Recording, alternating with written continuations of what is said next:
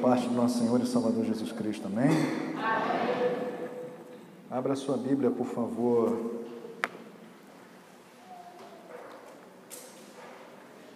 Mateus, Evangelho de Mateus, capítulo de número 16, do verso 21 ao verso de número 27. É um texto muito conhecido. E hoje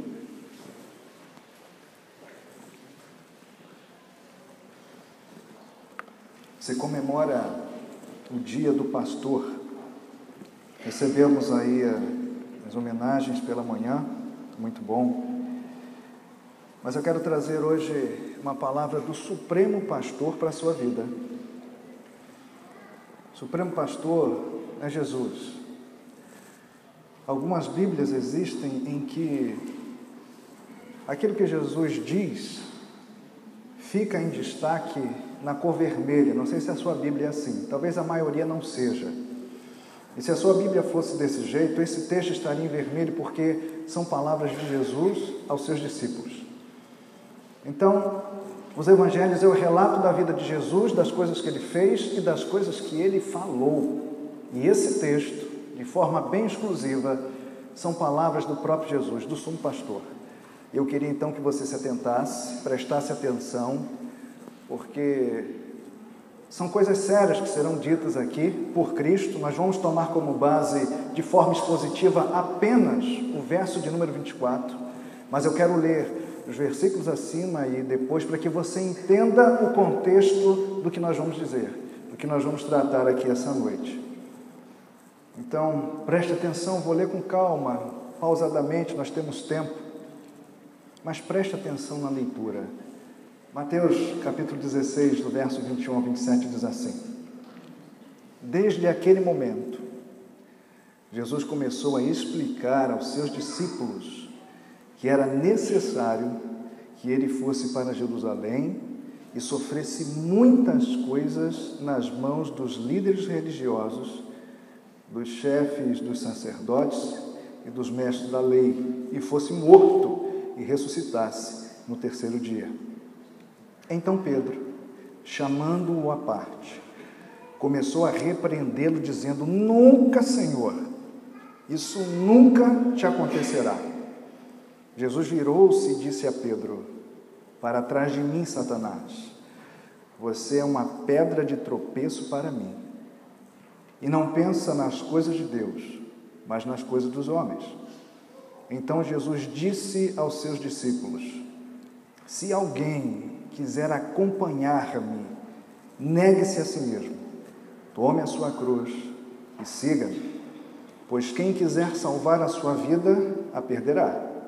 Mas quem perder a sua vida por minha causa, a encontrará. Pois que adianta o homem ganhar o mundo inteiro e perder a sua alma? Ou o que o homem poderá dar em troca da sua alma? Último verso. Pois o Filho do Homem virá na glória de seu Pai, como os anjos, com seus anjos, e então recompensará a cada um de acordo com o que tem feito. Amém? Feche seus olhos, curva sua cabeça, vamos orar ao Senhor. Deus bendito, estamos diante da Tua Palavra, e ela por si só fala ao nosso coração, como a gente cansa de dizer. Nessa noite, eu quero pedir ainda ao Senhor que ministre ao nosso coração, que o Senhor possa, em nome de Jesus, trazer à luz aquilo que está registrado, aquilo que está contido na Tua Palavra, e que deposite isso no nosso coração.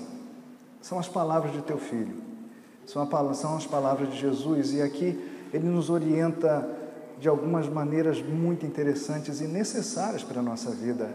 Então, por favor, em nome de Jesus, cuida do meu coração, do coração da Tua igreja nesse momento, e que no final nós possamos estar diante do Senhor tomando decisões preciosíssimas para a nossa própria vida.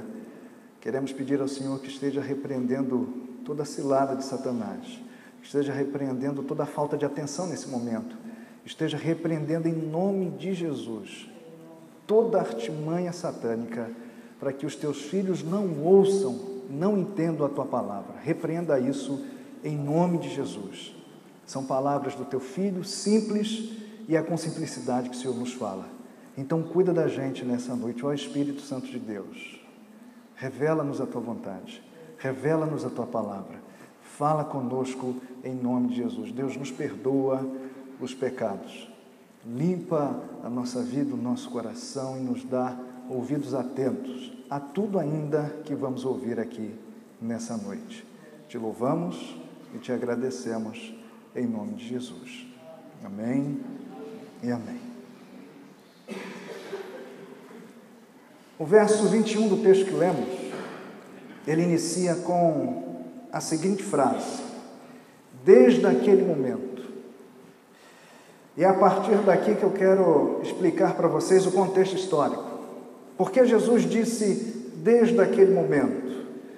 Porque o evangelista escreveu aquilo desde aquele momento, destacando ali aquela situação.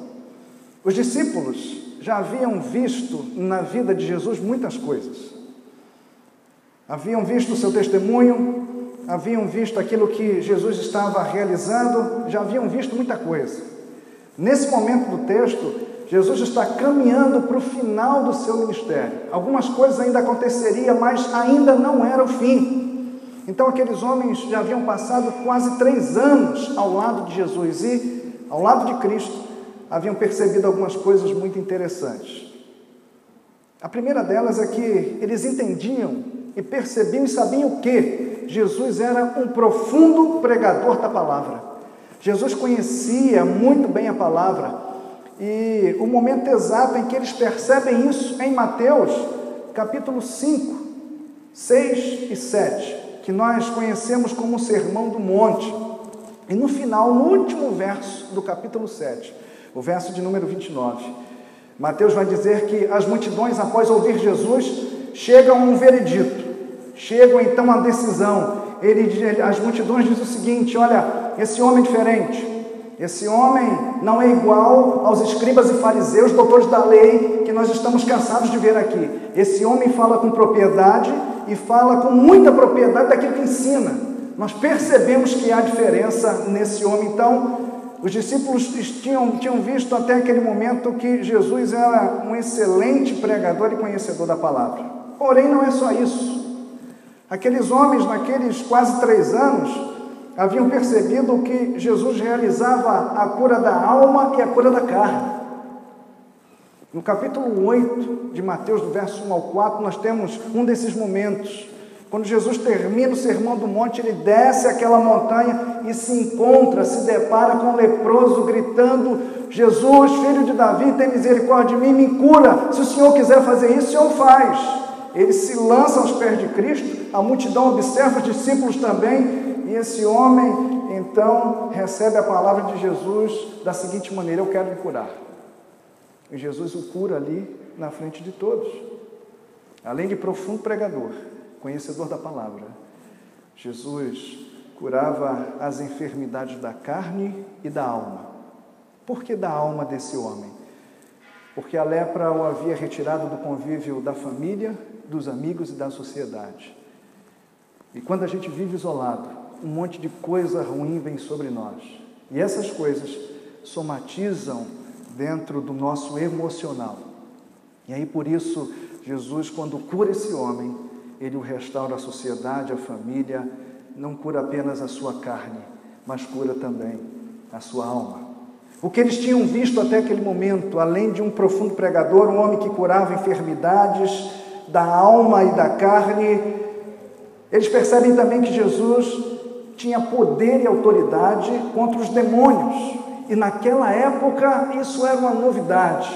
Naquele momento ali, em Jerusalém, em Israel, aquilo era uma novidade fenomenal. Nós percebemos isso no mesmo capítulo 8 de Mateus, do verso 28 ao 34, quando Jesus atravessa o mar de Tiberíades, o mar da Galileia, e chega até Gadara. E ali nós conhecemos a história.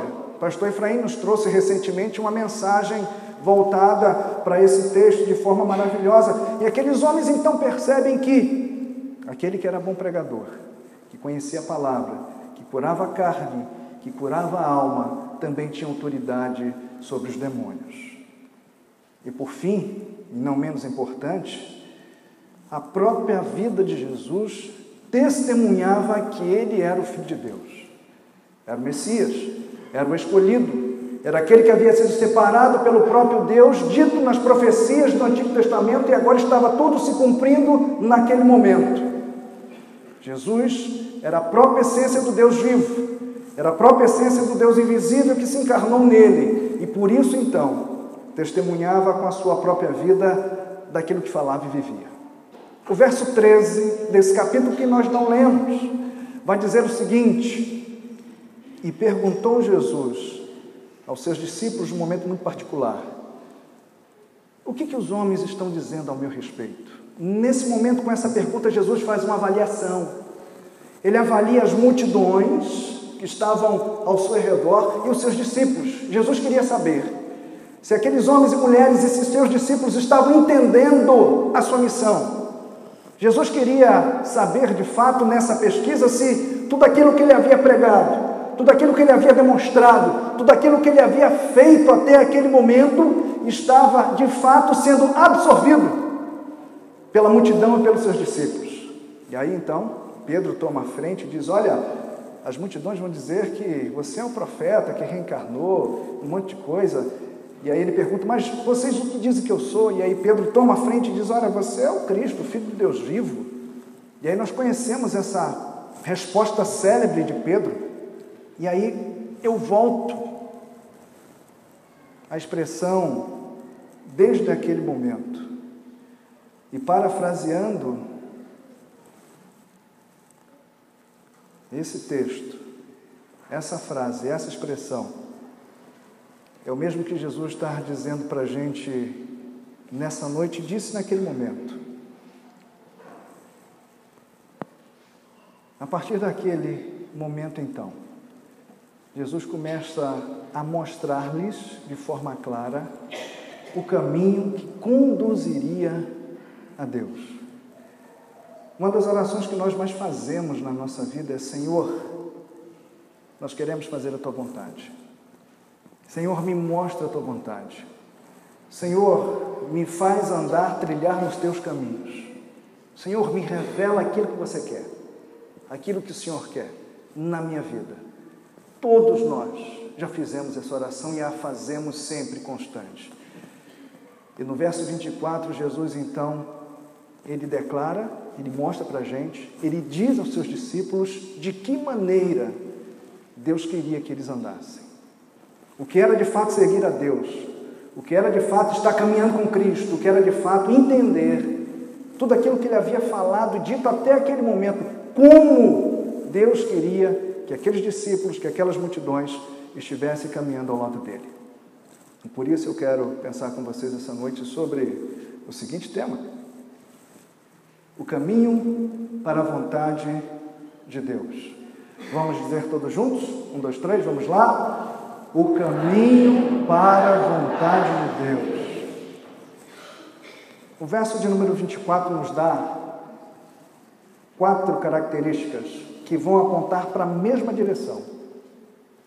Na foto, a menina está na linha do trem e aí há 2 direções. É como se Jesus dissesse: olha, é por aqui, siga aqui, faça isso, ande por esse caminho e vocês vão fazer a vontade de Deus. Mas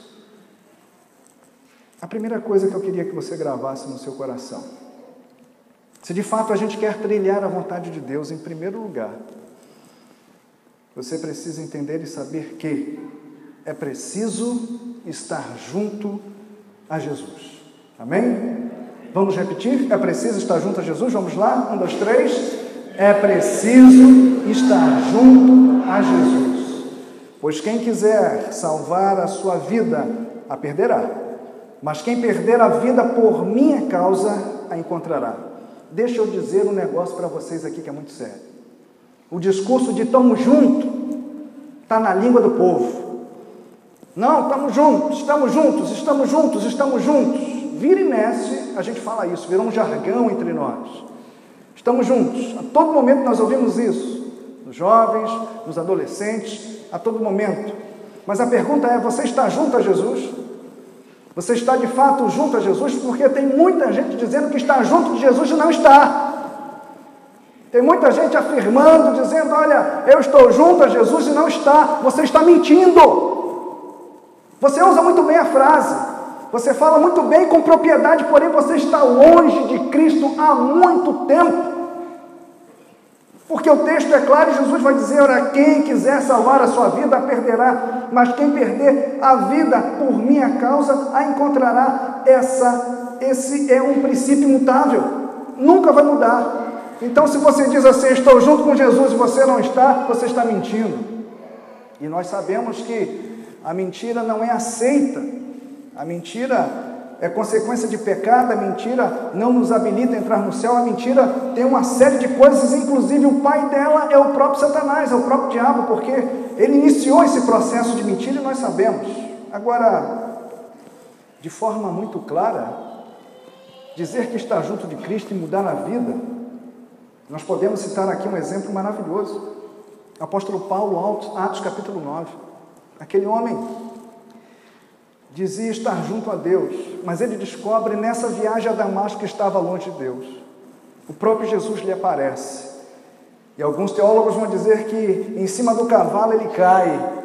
E aí então o próprio Jesus fala com ele, rapaz, o que você está fazendo? Por que você está me perseguindo? Por que você está perseguindo a minha igreja? Por que você está perseguindo aqueles que estão me servindo? Você fala que me serve, mas você é um mentiroso. Você não me serve. Você não sabe quem eu sou, mas eu quero me revelar a você. E o próprio Jesus se revela a Paulo. E a partir daquele momento ele podia dizer, na linguagem de hoje, olha, eu estou junto a Deus. Eu estou caminhando com Deus. Eu estou perto de Deus. Paulo tinha propriedade para dizer isso.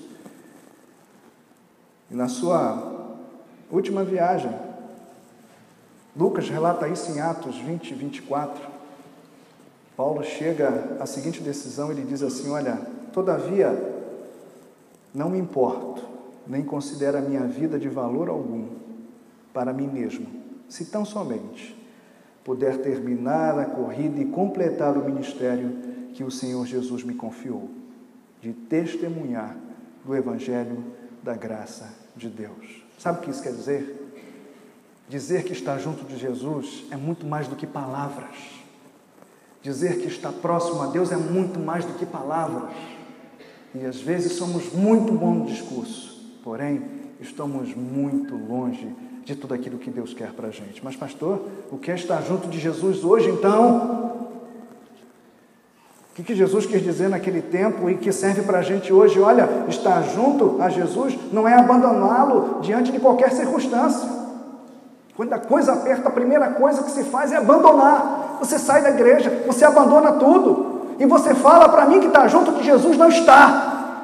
Não está. Como é que a gente está doente e foge do médico?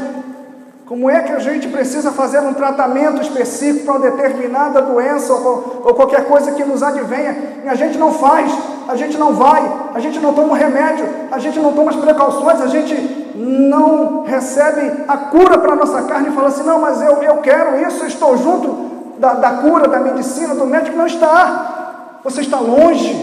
Então estar junto a Jesus não é abandoná-lo por qualquer circunstância. Segunda coisa, estar junto a Jesus hoje é colocá-lo em lugar de destaque na sua vida, porque se você faz isso, de fato você entende o que é estar junto com Cristo. Estar com Cristo hoje, estar junto de Jesus hoje, é sujeitar a sua e a minha decisão a Ele. Já parou para pensar nisso? Já parou para entender isso? Quantas decisões nós tomamos e não colocamos Deus à frente? Quantas coisas nós fazemos? Quantas coisas nós falamos, quantas atitudes nós fazemos durante toda a semana, durante todo o dia, e não colocamos diante do Senhor, e falamos assim para Ele, olha, estamos juntos de Ti.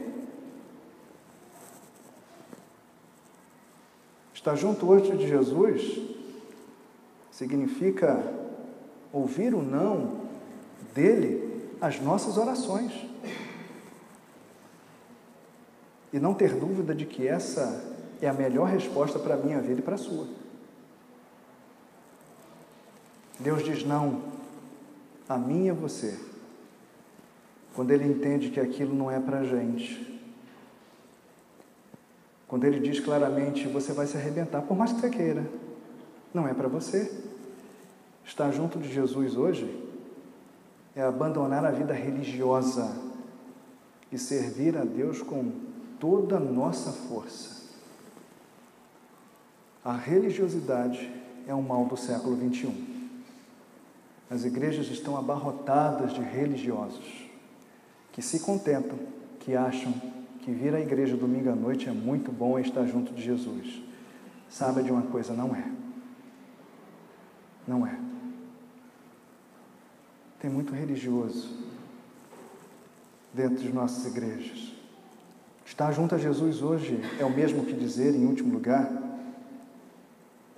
é ouvir o seu convite de segui-lo, independente da forma que você esteja, porque Ele vai cuidar de você, Ele vai lhe sustentar, Ele vai mudar a sua vida e a transformar. Amém? Por isso, em primeiro lugar, para trilharmos a vontade de Deus é preciso estar junto a Jesus. O texto continua e Jesus ainda dá uma segunda dica para a gente. Ele fala de uma segunda questão. Se queremos de fato trilhar a vontade de Deus, é preciso dizer não a nós mesmos. Vamos repetir todos juntos? 1, 2, 3, vamos lá? É preciso dizer não a nós mesmos. O texto do verso 24 diz assim: então Jesus disse aos seus discípulos, se alguém quiser acompanhar-me, negue-se a si mesmo. E eu pergunto, isso é fácil? Isso é tranquilo? A gente diz não a gente mesmo sempre, com todas essas letras. A gente é tranquilo para dizer assim, não vai fazer, não vai agir, não vai tomar essa decisão, não vai fazer isso. É fácil, é difícil negar-se a si mesmo? É difícil. E essa dificuldade só dá em gente. É impressionante a capacidade que temos de enxergar o que o outro precisa negar. É muito fácil a gente dizer, olha, você precisa negar isso.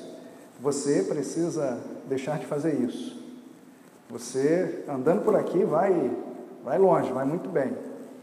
Para os outros, nós temos uma capacidade enorme de enxergar aquilo que ele ou ela precisa negar. Mas quando chega para a gente, é coisa diferente. Temos alternativas para a luta do outro. Falamos de forma depreciativa até do pecado do outro. Mas como? Cigarro. Poxa. Mas como? Fofoca. Como isso vai acontecer na sua vida? Abandone esse negócio. A gente deprecia o pecado do outro. Mas essa é a luta daquela pessoa. Cada um tem o seu calcanhar de Aquiles. Cada um sabe onde o seu calo aperta. Cada um sabe muito bem onde dói e como dói as coisas. Por isso, não podemos depreciar ou diminuir a luta, a dificuldade do outro. Agora, o que nós precisamos fazer é dizer não a nós mesmos. Por que eu e você precisamos dizer não a nós mesmos? Eu partilho aqui com vocês 3 coisas. Primeiro, existem áreas que eu não tenho problema, nem você, mas outras que nós somos um verdadeiro fracasso. E como todo ser humano, a gente só quer que apareça aquelas que a gente recebe medalha. A gente só quer aparecer bem na foto. Medalha de honra ou mérito. Medalha do mais inteligente na classe. Medalha do que declama um poema com mais habilidade. Olha aqui a minha foto. E a gente bota no Facebook, a gente bota em um monte de lugar, a gente estampa isso. Só falta botar em outdoor. Mas e os fracassos da nossa vida? Aquilo que nos mancha, que nos machuca, aquilo que nós temos vergonha e medo que as pessoas descubram. Porque aí você precisamos negar a gente mesmo, dizer não à nossa vontade, porque os nossos fracassos existem. E eles estão registrados na nossa história. Ainda que ninguém nunca saiba disso. Ainda que ninguém nunca perceba isso. Mas Deus sabe. E você sabe. e eles fazem parte da sua história. Porque nós precisamos dizer não a nós mesmos, porque Deus está vendo e conhece a nossa vida, ainda que ninguém veja nada. Porque nós precisamos dizer não a nós mesmos, porque a renúncia gera liberdade e a falta de mudança gera morte. Os pais têm a habilidade enorme de dar conselhos, né? Estava falando isso na classe dos adolescentes hoje. Pai é bom para dar conselho. Às vezes assusta, né, o filho. Às vezes o autoritarismo toma conta e a gente acaba assustando o filho. Mas coisa boa é ouvir conselho de pai e mãe, porque é libertador. Se você não ouve, você vai procurar a morte para a sua vida. Então, quando o pai e mãe é chato, é insistente, ouça, resolva atender, obedeça. A gente já está há mais tempo na caminhada, então sabe muito bem como vai ser lá na frente. Algumas coisas já estão escritas, mas parece que não se pode ver por eles. E daí entra aí você. Então, a renúncia gera liberdade, mas a falta de mudança gera morte. Por isso, em segundo lugar, se a gente quer trilhar a vontade de Deus, a gente precisa dizer não a nós mesmos, a gente, ao nosso querer, à nossa vontade. Dizer não àquilo que está aqui dentro, que pulsa muito forte, que a gente quer muito, mas não é aquilo que Deus quer para a minha vida e para a sua vida. Amém? Terceiro e penúltimo lugar. Se quisermos de fato trilhar o caminho de Deus, a vontade de Deus, é preciso assumir as responsabilidades. Vamos dizer todos juntos? 1, 2, 3. É preciso assumir as responsabilidades. Jesus vai dizer, olha, tome a sua cruz e siga-me. Se você quiser salvar a sua vida, você vai perder. Mas agora, tome aí a sua cruz e venha após mim. Caminhe comigo. Jesus, mais do que ninguém, sabia do que estava falando. Assumir as responsabilidades para os discípulos naquele momento significava algumas coisas muito importantes. O que Jesus está dizendo para eles? Olha, toma a cruz e segue-me. É isso aqui. Ele passa então a descrever essas questões dizendo da seguinte maneira: era levar Deus a sério. Já estava caminhando com Cristo há muito tempo. E já era o momento então deles começarem a andar sozinhos, com base em tudo aquilo que eles haviam aprendido, com base em tudo aquilo que eles haviam acumulado de ensinamento, de vivência, de discipulado, de tudo isso. Então, tomar a cruz naquele momento significava o seguinte: olha, leve Deus a sério. Já chegou o momento de você caminhar, já chegou o momento de você andar só. Você tem o auxílio meu por um tempo, mas daqui a pouco eu não estarei mais com você. E nesse texto Jesus fala da sua morte, já começa a anunciar isso. Nós sabemos que o Consolador, depois o Espírito Santo vem. Nós temos esse auxílio hoje, mas Jesus nesse momento está dizendo o seguinte: olha, chegou a hora de vocês andarem sozinhos. Chegou a hora de vocês caminharem para levar outros após vocês. Isso é tomar a cruz e seguir. Jesus está dizendo: entenda de forma específica o chamado que vocês têm. Assumir a cruz era usufruir de experiências com Deus. Já falei isso aqui algumas vezes, nós contamos muito a experiência do outro, mas e as nossas? Cadê as nossas experiências? Cadê o nosso relacionamento com Cristo? Cadê aquilo que Deus fez na minha vida? E eu posso contar para as pessoas. A gente conta muito o relacionamento de Deus com outras pessoas, mas e a nossa? Você não tem nada para contar, eu não tenho nada para contar. Cadê isso? Isso é tomar a cruz e seguir. Ele continua dizendo que tomar a cruz e seguir era ser lapidado pelas adversidades. E esses discípulos passariam por isso. Vida cristã exige-se isso. As dificuldades nos lapidam. Tomar a cruz e seguir era entender que a própria vida iria glorificar a Deus. E por fim, tomar a cruz e seguir era enfrentar Satanás firmado na rocha que era o próprio Jesus. Amém? Isso é tomar a cruz e me seguir. Se quisermos trilhar a vontade de Deus, o caminho de Deus, em terceiro lugar, é preciso assumir essas responsabilidades. Por mais que você não queira, você tem responsabilidades. Por mais que você não queira, as pessoas te olham.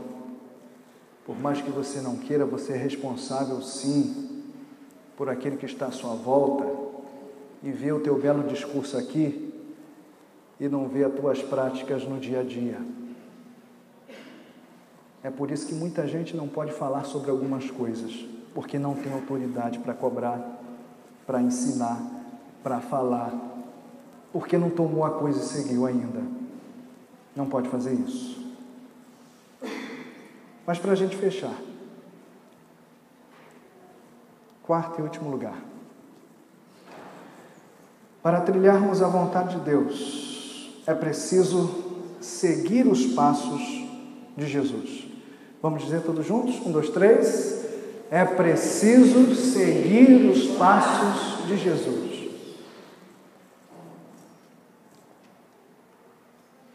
Jesus fecha o verso 24 dizendo assim: siga-me, me acompanhe, vem comigo. Quando Jesus faz esse convite aos discípulos, naquele momento, ele estava dizendo 3 coisas para eles. Primeira coisa, aqueles homens nunca mais seriam as mesmas pessoas, e não foram. Nós percebemos isso. Aqueles homens que levaram Jesus a sério, que abandonaram a sua vida, que perderam a sua vida por Jesus e tomaram a sua cruz e o seguiram, nunca mais foram as mesmas pessoas. Aqueles homens impactaram a sociedade em que viviam, impactaram a geração deles, e essa geração foi impactando outras gerações até chegar até nós. Por isso, seguir a Jesus implica para você e para mim o seguinte: olha, você terá a sua vida transformada e você não será mais como você era antigamente. Amém? É promessa de Jesus para a minha vida e para a sua. Quando Jesus disse, olha, siga-me, a segunda coisa que ele estava querendo dizer para mim e para você é o seguinte: que nós deixaríamos um legado para as gerações seguintes. Sabe quem é que vai ouvir falar de Jesus? Sabe quem é que vai precisar de Jesus na próxima geração? São os pequenos que saíram daqui. São os nossos adolescentes. Mas eles precisam ver isso na gente, que é adulto, que já é grande, que já está na melhor idade. A nossa geração prega para a próxima geração. Hoje, eu pago imposto para uma pessoa que eu não conheci, mas que dedicou anos de trabalho e hoje está aposentado, e do meu bolso sai dinheiro para sustentar essa pessoa, porque ele trabalhou anteriormente, quando eu nem era nascido ainda. Lá no futuro, alguém vai trabalhar para mim, se eu viver até lá. Pelos cálculos, hoje você se aposenta com 120 anos agora, entendeu? Então fique tranquilo. 120 anos você está aí próximo de se aposentar, se tudo correr bem, se tudo der certo, não tiver nenhum papel errado, um S faltando, nada, 120 você se aposenta, tranquilo. É igual tartaruga. Mas que bom, é bíblico, né? Deus falou, vou limitar a sua idade até 120. Então, você recebe a primeira parcela e parte para o Pai. Mas já recebeu. Aqueles homens nunca mais seriam as mesmas pessoas. Eles deixariam um legado para a próxima geração. E terceira e última coisa, quando Jesus disse, siga-me, Jesus estava dizendo o seguinte, olha, eu vou os ajudar nessa caminhada. Eu não vou os deixar sozinhos. Eu estarei junto com vocês. Eu queria orar contigo essa noite. Uma mensagem simples, porém muito importante para a minha vida e para a sua. Do jeito que você está, feche seus olhos e curve sua cabeça. E vamos orar nesse momento. Moisés, teclado, por favor.